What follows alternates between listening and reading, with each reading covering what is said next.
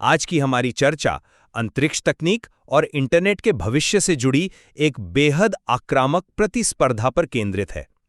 हमारा विषय है अमेज़न का महत्वाकांक्षी सैटेलाइट इंटरनेट नेटवर्क, जिसे पहले प्रोजेक्ट कुइपर के नाम से जाना जाता था और अब नवंबर 2025 में जिसे अमेज़न लियो के रूप में रीब्रांड किया गया है। बिल्कुल। और इस पूरी चर्चा का केंद्रीय प्रश्न ये है कि क्या अमेज़न लियो अपनी 1 TBPS सैटेलाइट प्रोसेसिंग क्षमता और 1 GBPS यूजर स्पीड के साथ स्टारलिंक के प्रभुत्व वाले बाजार में वाकई कोई क्रांति ला सकता है, या फिर अमेज़न अपनी तकनीकी और नियामक बाधाओं के कारण इस दौड़ में बहुत पीछे छूट गया है।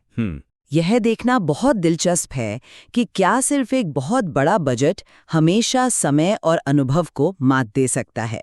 मैं आज इस बात पर जोर दूंगी कि अमेज़न का प्रोजेक्ट तय समय से काफी पीछे है, लागत बहुत अधिक बढ़ चुकी है और अपनी ही सबसे बड़ी प्रतिद्वंदी कंपनी स्पेसएक्स पर लॉन्च के लिए उनकी निर्भरता उनकी बेहद कमजोर स्थिति को दर्शाती है। देखिए, आज की इस बहस में मेरा स्पष्ट मानना है कि अमेज़न का विशाल इंफ्रास्ट्रक्चर, उनकी लॉन्च एग्नोस्टिक रणनीति और अत्याधुनिक लेजर तकनीक अमेज़न लियो को सैटेलाइट इंटरनेट का निर्विवाद नेता बना देगी।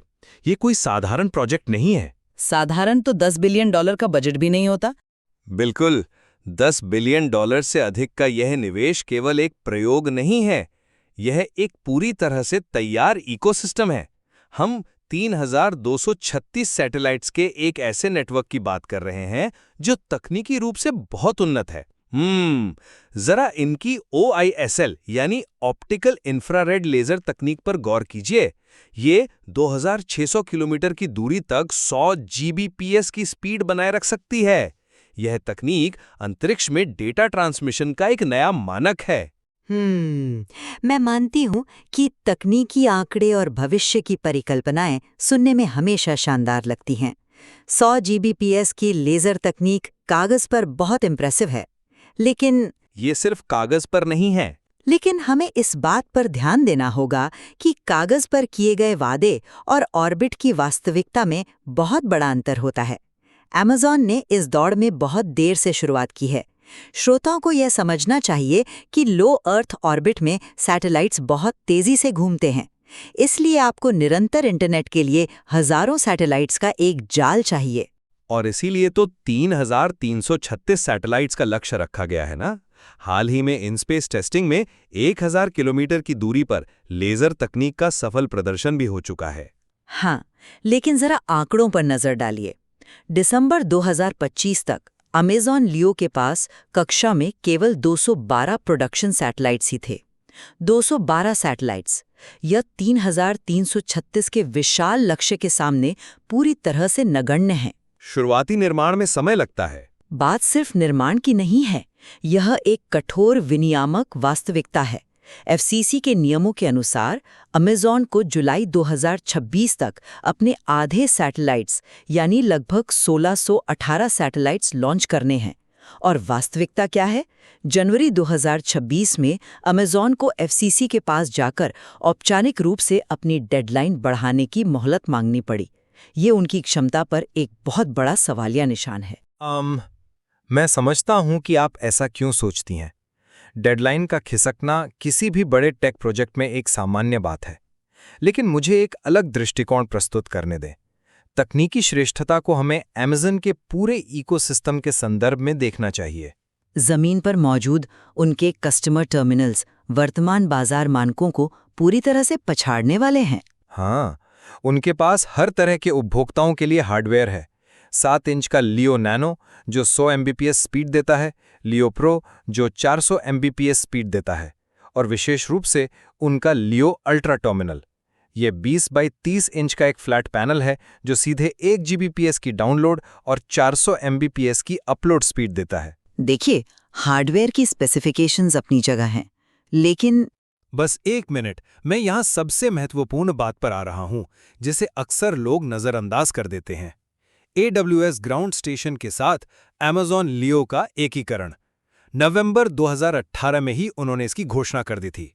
जब ये नेटवर्क Amazon वेब सर्विसेज के ग्लोबल क्लाउड के साथ जुड़ेगा तो Amazon डेटा के निर्माण से लेकर उसके ट्रांसमिशन और क्लाउड स्टोरेज तक पूरे डेटा लाइफ साइकिल का इकलौता मालिक बन जाएगा। ये एक अतुलनीय एंटरप्राइज एडवांटेज है जो स्टारलिंक के पास भी नहीं है। मुझे खेद है, लेकिन मैं इस बात से पूरी तरह सहमत नहीं हूं। मैं आपको बताती हूं क्यों। आपका ये AWS एकीकरण का तर्क सैद्धांतिक रूप से बहुत मजबूत है, लेकिन व्यवहारिक धरातल पर चाहे आप 20 बाई 30 इंच का शानदार लियो अल्ट्रा टर्मिनल बना लें, आसमान में पर्याप्त सैटेलाइट के बिना वो टर्मिनल प्लास्टिक और सिलिकॉन का महज एक महंगा पेपरवेट ही है। पेपरवेट कहना थोड़ा ज्यादा हो गया। बिल्कुल नहीं। आसमान की स्थिति ये है कि स्टारलिंक पहले ही एक विशाल बढ़त बना चुका है। लो अर्थ ऑर्बिट में भारी भीड़ है। Amazon 590, 610 और 630 किलोमीटर की ऊंचाई पर ऑर्बिटल शेल्स में काम करने की योजना बना रहा है। जैसे जैसे ऑर्बिटल कंजेशन बढ़ रहा है, हर नया सैटेलाइट स्थापित करना जटिल होता जा रहा है। जब तक नेटवर्क में गैप्स होंगे, कनेक्टिविटी टूटेगी, और बिना कनेक्टिविटी के आपका वो एंड-टू-एंड AWS डेटा समाधान सिर्फ एक कॉर्पोरेट बज़वर्ड है। मैं ऑर्बिटल कंजेशन की आपकी इस चिंता को समझता हूं, लेकिन उस बज़वर्ड के पीछे एक बहुत ही ठोस लॉन्च रणनीति है। Amazon की लॉन्च एग्नोस्टिक रणनीति बाजार में सबसे सुरक्षित दृष्टिकोण है। उन्होंने ULA के Atlas 5 और वल्कन, एरियन ग्रुप के एरियन 6 और ब्लू ओरिजिन के न्यू ग्लेन के साथ 83 से अधिक लॉन्च कॉन्ट्रैक्ट किए हैं। सुरक्षित दृष्टिकोण या अपनी कमजोरी छुपाने का तरीका? यह एक सुनिश्चित रणनीति है और इसके परिणाम भी सामने आ रहे हैं। अभी हाल ही में 12 फरवरी 2026 को गुयाना से एरियन 6 के ब्लॉक 1 का सफल प्रक्षेपण हुआ, जिसने एक ही बार में 32 सैटेलाइट्स को कक्षा में स्थापित किया। वल्कन रॉकेट अपनी सफल उड़ान भर चुका है। उनकी यह मल्टी पार्टनर रणनीति यह सुनिश्चित करती है कि अगर एक रॉकेट प्रदाता को देरी होती है तो दूसरा उसकी जगह ले सकता है। लॉन्च एग्नोस्टिक रणनीति सुनने में बहुत अच्छी लगती है, लेकिन क्या हम इस शब्द के पीछे छिपी असली विडंबना पर बात कर सकते हैं? इसमें विडंबना क्या है? विडंबना यह है कि अगस्त 2023 में शेयरधारकों के मुकदमे के बाद अमेज़न को अपनी गलती माननी पड़ी। आरोप यह था कि $10 बिलियन के बजट का 45% हिस्सा जेफ बेजोस की अपनी ही कंपनी ब्लू ओरिजिन को बिना किसी पुख्ता उड़ान इतिहास के दे दिया गया। उन्होंने जानबूझकर अपने सबसे बड़े प्रतिद्वंदी स्पेसएक्स के रॉकेट का उपयोग करने से परहेज किया था। नतीजा क्या हुआ? अमेज़न को मजबूर होकर उसी स्पेसएक्स के पास जाना पड़ा। ये एक व्यावसायिक निर्णय था। टेक इंडस्ट्री में ये आम है। ये एक ऐसा निर्णय था जो उनकी लाचारी दिखाता है।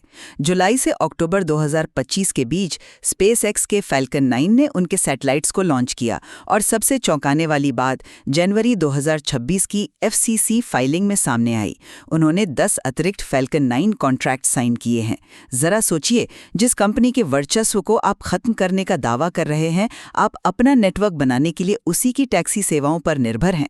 बिना एलॉन मस्क की कंपनी की मदद के Amazon का नेटवर्क अधूरा है। आप इसे लाचारी कह रही हैं, लेकिन मैं इसे शुद्ध व्यावहारिकता कहूंगा। स्पेसएक्स का उपयोग करना Amazon की कमजोरी नहीं, बल्कि उनके वित्तीय बाहुबल का प्रमाण है। स्पेसएक्स एक बेहतरीन लॉन्च सर्विस प्रोवाइडर है, और Amazon ने अपने नेटवर्क को तेजी से बनाने के लिए सर्वोत्तम विकल्पों का उपयोग किया। ये लॉन्च एग्नोस्टिक होने की सच्ची परिभाषा है।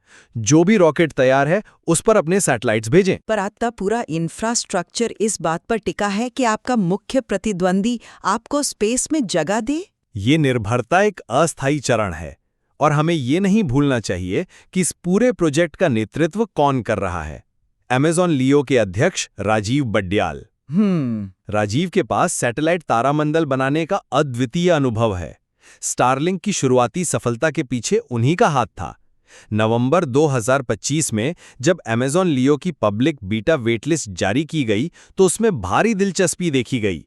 उपभोक्ता स्पष्ट रूप से एक विकल्प चाहते हैं। वो एक सम्मोहक तर्क है, लेकिन क्या आपने विचार किया है कि राजीव बड्याल स्पेसएक्स से Amazon में कैसे आए? 2018 में एलन मस्क ने बड्याल को निकाल दिया था क्योंकि उनकी गति बहुत धीमी थी, और अब Amazon लियो में हम वही पैटर्न देख रहे हैं। 2026 में उनकी अर्ली सर्विस का वादा एक क्लासिक, बहुत कम, बहुत देर से उठाया गया कदम लगता है। मैं इससे सहमत नहीं हूँ। जब तक Amazon Leo अपनी अर्ली सर्विस शुरू करेगा, स्टारलिंक अपनी नेक्स्ट जनरेशन तकनीक के साथ अपनी जड़ें इतनी गहरी कर चुका होगा कि उसे पछाड़ना लगभग असंभव होगा। केवल पैसा बहाने से आप अंतरिक्ष में समय नहीं खरीद सकते। अंतरिक्ष तकनीक में जल्दबाजी अक्सर विनाशकारी होती है। Amazon ने अपने उपग्रहों में अत्यधिक उन्नत हॉल इफेक्ट थ्रस्टर टेक्निक का उपयोग किया है, जो उन्हें अंतरिक्ष मलबे से बचने और सटीक पैंतरेबाजी करने की अनुमति देती है। वे एक अधिक मजबूत उद्यम स्तर का नेटवर्क बना रहे हैं। एटलस 5 और एरियन 6 के प्रक्षेपण इस बात का प्रमाण है कि बुनियादी ढांचा अब काम कर रहा है। बुनियादी ढांचा तब सफल माना जाएगा जब वो FCC की जुलाई 2026 की डेडलाइन को पार कर लें। अगर FCC उनके विस्तार अनुरोध को अस्वीकार कर देता है तो उनका पूरा लाइसेंस खतरे में है। ये $10 बिलियन का एक बहुत बड़ा जुआ है। जोखिम के बिना अंतरिक्ष में कोई छलांग नहीं लगाई जा सकती। आज की हमारी इस चर्चा को समेटते हुए मैं अपनी स्थिति पर पूरी तरह से कायम हूँ। Amazon Leo का भारी भरकम budget, 100 Gbps OISL laser network जैसी तकनीकी श्रेष्ठता और विविध लॉन्च रणनीति इसे दीर्घकालिक सफलता दिलाएगी। 2026 की अर्ली सर्विस और AWS का समर्थन निश्चित रूप से बाजार में एकाधिकार को तोड़ेगा। और मेरा निष्कर्ष ये है कि डेडलाइन का लगातार खिसकना, FCC के सामने मोहलत की गुहार लगाना और सबसे बड़ी बात, प्रतिद्वंदियों पर निर्भरता दर्शाती है कि केवल पैसा फेंकने से अंतरिक्ष में सफलता की गारंटी नहीं मिलती। शुरुआत की स्ट्रेटेजिक गलतियों की कीमत Amazon आज कैचअप खेल कर चुका रहा है। और यही बात इस पूरे विषय को इतना रोमांचक बनाती है। Amazon Leo के 2026 सर्विस रोलआउट के परिणाम देखना वास्तव में दिलचस्प होगा। हम यहाँ किसी एक पक्ष को विजेता घोषित नहीं कर रहे हैं, क्योंकि इस जटिल स्पेस रेस को समझने के लिए ये दोनों ही दृष्टिकोण, आशायुक्त तकनीकी संभावनाएं और कठोर जमीनी वास्तविकताएं, बेहद आवश्यक हैं। बिल्कुल, सैटेलाइट इंटरनेट का यह युग न केवल तकनीक की बल्कि इन विशाल कॉर्पोरेट रणनीतियों की भी असली परीक्षा ले रहा है। सही कहा। हम अपने श्रोताओं को आमंत्रित करते हैं कि वे इस विषय पर और गहराई से विचार करें। अगली बार एक नए विषय के साथ फिर मिलेंगे।